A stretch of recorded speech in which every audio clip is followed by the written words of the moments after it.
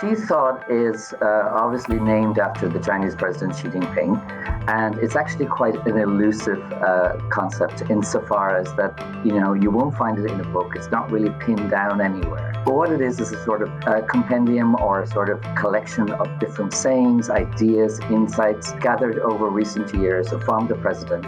We can consider it still as a work in progress, but it's something that is increasingly being used to guide governance in China, and bureaucrats and also private companies are encouraged to reflect this thinking in their planning for the next 5-10 years down the line. So it's definitely something that can be used as a sort of a stamp. Wherever you see Xi thought on some of these policies or on company strategies, basically it's saying that this is in line with the great leader's points of view and therefore has his sort of stamp of approval. One area that's probably the easiest to grasp is his sayings in relation to the environment. One of his sayings would be along the lines of green hills and clean rivers are gold and silver mountains. He's obviously saying the importance of the environment, but also how it can relate to the economy. Another area where a regular phrase pops up is in relation to foreign policy or diplomacy, when China regularly says things such as it wants to build a community with a shared future for all mankind.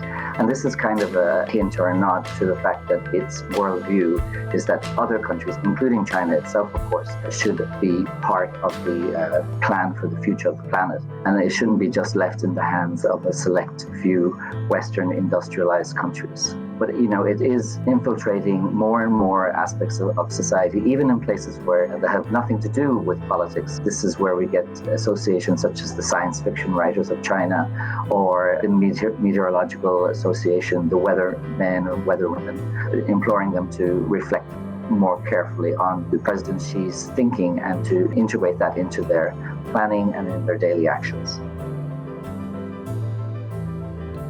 So one of the analysts that I spoke to specifically highlighted the impact of Xi thought on private companies and the private sector in general.